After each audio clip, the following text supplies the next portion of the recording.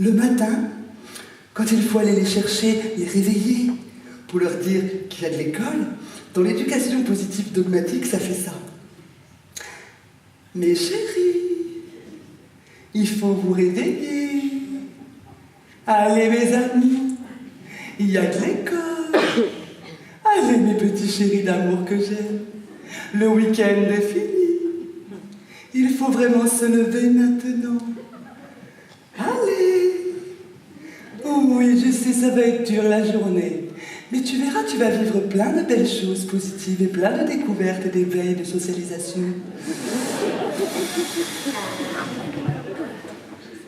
Je vous invite à vous réveiller tranquillement pendant que je prépare votre bon petit déjeuner bio. Mais je t'ai préparé ton tofu. Allez, on se lève. Et ben ça, c'est dans l'éducation positive dogmatique. Et dans notre vraie vie, vous savez ce que c'est? Dans la vraie vie, vous savez ce que c'est? Dans la vraie vie, c'est pas ça du tout dans la vraie vie. Déjà, dans la vraie vie, on n'est pas prêté comme ça. Dans la vraie vie, c'est ça qui se passe. N'ayez pas peur. Dans la vraie vie, c'est ça. Déjà, on se lève, on est décoiffé, on est comme ça, on a un œil qui n'est pas maquillé, on a un œil de panda. Parce que de toute façon, on n'a même pas le temps de faire les deux. On en a fait un, on verra l'autre plus tard. Voilà comment ça se passe.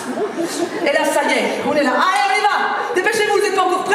Non, mais là, c'est pas possible. Là, on est vraiment en retard. Non, mais dépêchez-vous, là, on est vraiment en retard, les enfants. Allez, on y va. Les enfants, allez, lève-toi, toi. Allez, dépêche-toi bien. Hein? Tiens, ben je sais pas, t'as qu'à chercher dans le panier à linge sale. De toute façon, j'ai plus de linge. Oui, ben c'est pas grave, tu remets les habits de la veille. Mais pas que culotte, on s'en fout les sales. Allez. Habille-toi. Tu veux déjeuner quoi, toi?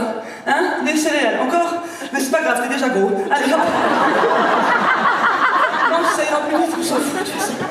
T'es toujours pas habillé. Écoute, si dans 5 minutes t'es pas habillé, hein, dans 5 minutes, je t'emmène à l'école en pyjama, c'est bien compris. Paf, traumatisé, paf, dans mon cabinet. Et là, on se dit, oh, j'ai oublié le 3e, l'accident.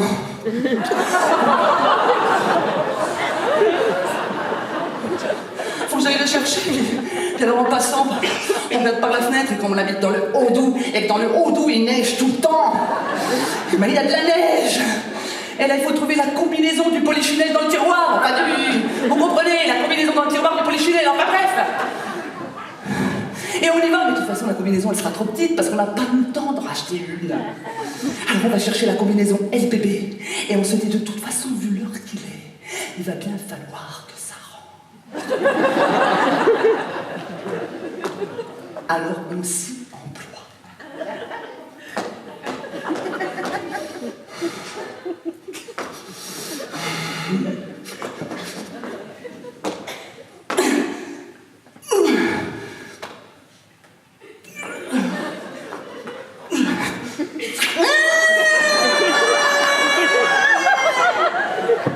On n'a pas le temps, arrête de pleurer, ça te fera les poumons. Il est prêt, il est fin prêt. Le temps qu'on mette les autres dans la bétaillère, il n'aura pas supporté. L'amplitude thermique, chaîne du froid, chaîne du chaud, ça en fera un de moins, de toute façon c'est un accident. Il faut les charger dans la voiture. On y va. Le premier, hop, on arrive à l'attacher. Il a de la chance, celui-là. Tac, le deuxième. Je peux pas, écouter avec le siège auto et puis ta sœur. De toute façon, t'es tellement gros, je peux pas t'attacher. Hein? T'as bouffé tant de céréales. De toute façon, c'est l'enfant du milieu. Hein? Puis l'enfant du milieu, il s'est tout le temps plaint qu'il était le moins aimé. Et bien comme ça, il comprendra que tu passeras à travers le pare-brise. Quoi? C'est de l'humour. Et le bébé, faut le mettre dans son siège. Dans son siège auto. Mais le harnais, il n'a pas été réglé pour la combinaison. Je vous assure que ça rend fou. Parce que là, l'école, elle va fermer. On n'en peut plus. Alors moi, j'ai une super technique. La technique du Playmobil. Vous installez le petit dans son siège auto. Et vous appuyez très violemment sur le ventre. D'un coup sec. Clac!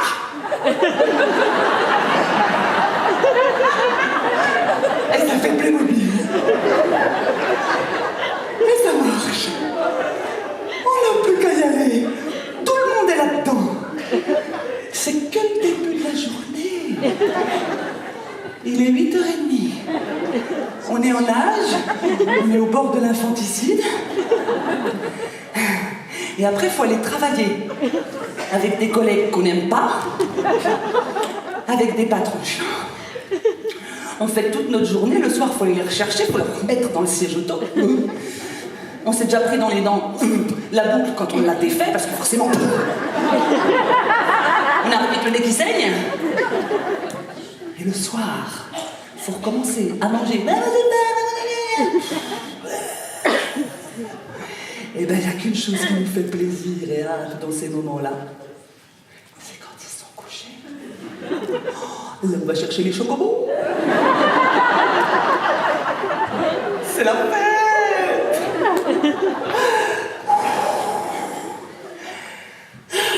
Maman!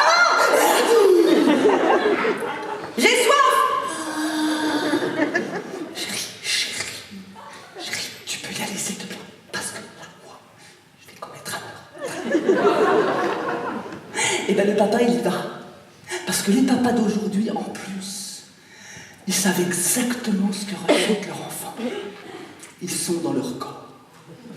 Le papa, il arrive vers l'enfant et lui dit « Mais non, tu n'as pas soif !» C'est fort. Tu as bu pendant le repas, tu n'as donc pas soif. Voilà, c'est QFD. Hop là. Maman, j'ai envie de faire pipi. C'est pareil. T'as déjà fait pipi tout à l'heure, tu n'as pas envie de faire pipi. Et alors le papa va mettre un peu de Toplexil dans le verre d'eau.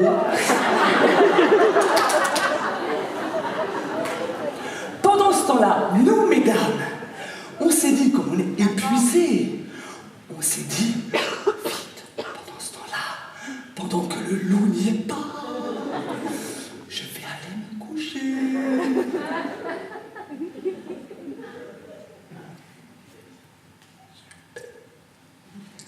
Il est toujours pas là. On est trop contents. On se glisse dans le lit, mais alors comme si vraiment il y avait un enjeu.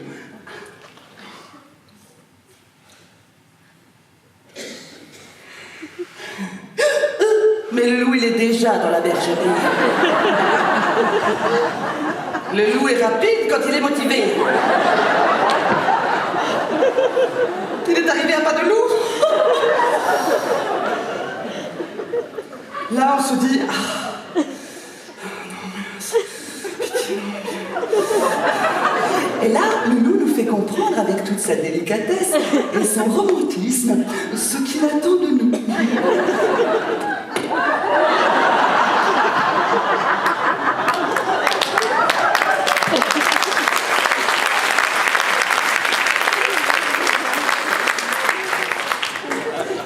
Alors, messieurs, nous avons une première stratégie pour lutter contre le loup. C'est celle-là.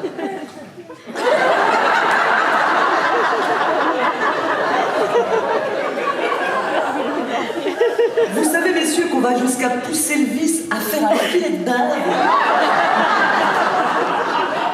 pour que ce soit moins érotique.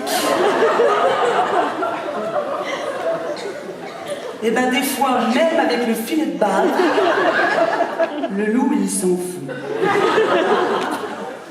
Alors moi, je dis, mesdames, à ce moment-là, vous n'avez plus qu'une chose à faire.